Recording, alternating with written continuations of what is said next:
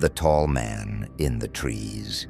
Most people think a park ranger's biggest fear is a grizzly bear or a sudden flash flood, but those are things you can understand. The real nightmares are the things that don't make sense. The moments when the woods stop feeling like nature and start feeling like a trap designed specifically for you. I was working the late shift in a section of the Ozarks that most locals won't even drive through after dark. It's an area of dense oak and hickory where the fog gets so thick it feels like you're walking through wet wool. My job that night was simple. Check the northern trailhead for any stranded hikers before a massive storm rolled in. The wind was starting to pick up, making the trees groan and creak like old floorboards, and the air had that metallic smell that comes right before the sky opens up. I was about 3 miles in when I saw it. A single, bright yellow raincoat standing perfectly still in the middle of a dry creek bed about 50 yards down the slope. I pulled my flashlight and called out, but the figure didn't move an inch. It was tall, way too tall, maybe 7 feet or more, and it was just facing the opposite direction, staring into the dark wall of the forest. I started heading down the embankment, my boots sliding on the loose shale, shouting that a storm was coming and they needed to move. When I got within 20 feet, I clicked my light onto its highest setting. The yellow fabric was brand new, not a speck of dirt on it, but as the beam hit the hood, I realized something that made my breath hitch in my throat. The hood wasn't draped over a head. It was pinned flat against a wooden post, and the sleeves were stuffed with dead, dry leaves. It was a scarecrow, deep in the middle of a national park where no one had lived for 100 years. But then, the arms of the coat slowly began to lift, and a voice that sounded like grinding stones whispered my name. How did it know who I was?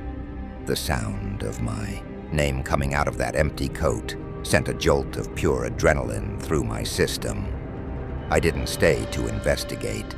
I scrambled back up that embankment so fast I tore the skin off my palms on the sharp rocks. I didn't look back until I reached the safety of my patrol truck. I sat there for a second, the engine idling, my hands shaking so hard I could barely grip the steering wheel. I told myself it was a prank. Some bored teenagers from the nearby town probably hiked out there to mess with whoever came by. It happens more than you'd think. But the voice, it didn't sound like a teenager. It didn't even sound human. It had a hollow vibrating quality, like the sound was coming from inside a drum. I grabbed the radio to call it in to dispatch, but all I got back was a wall of static. That wasn't unusual for the northern trails, but that night, the static sounded rhythmic, almost like someone was breathing into the receiver on the other end. I put the truck in gear and started driving back toward the station, which was about a 40-minute trip on winding gravel roads. The rain finally started, a heavy cold downpour that turned the dust into thick, slick mud.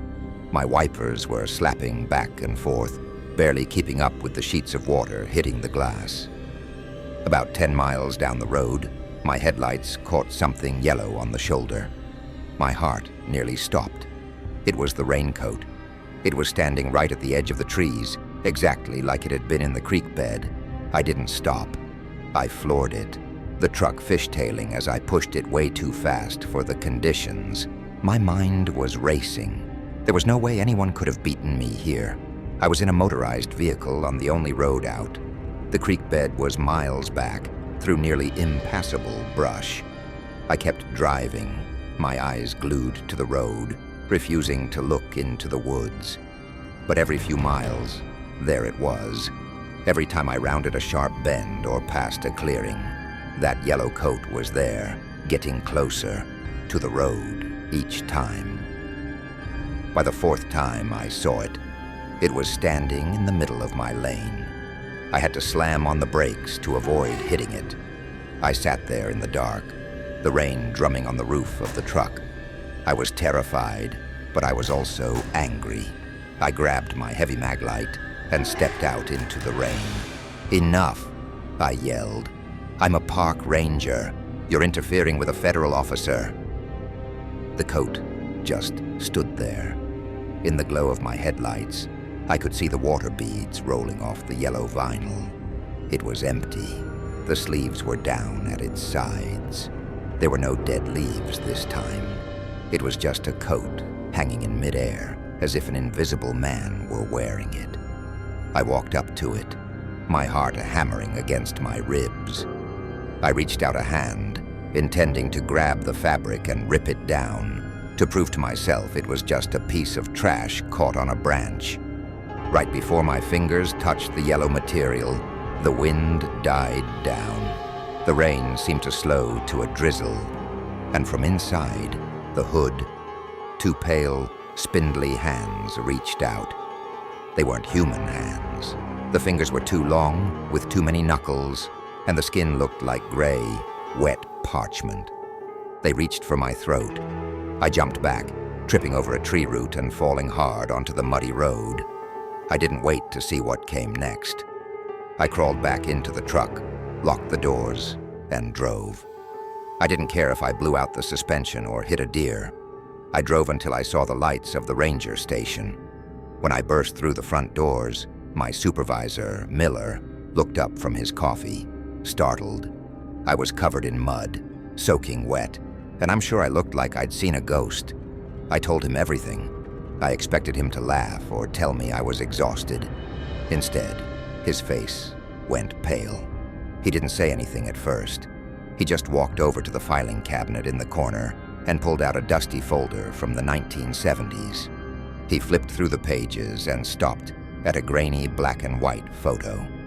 It was a missing persons report for a ranger who had disappeared in the northern section 40 years ago. In the photo, the man was smiling, standing next to his patrol jeep. He was wearing a bright yellow raincoat. "He never came home," Miller whispered. "We found his jeep in a creek bed, but we never found him. Some of the old-timers said the woods up there. They don't like to be watched. They find a way to take the person doing the watching and turn them into part of the scenery." I didn't go back to the Northern Trail for the rest of the season. A month later, I put in for a transfer to a park in the desert, where there are no deep woods and no heavy fog to hide things. But sometimes, when it rains, I look out my window and see a flash of yellow in the distance, and I wonder if he's still out there, standing in the dark, waiting for someone else to come by and check the trail. The woods hold their breath for a reason. And now, whenever I see a piece of bright clothing left behind by a hiker, I don't pick it up. I just keep walking, because some things aren't lost. They're just waiting to be found by the wrong person.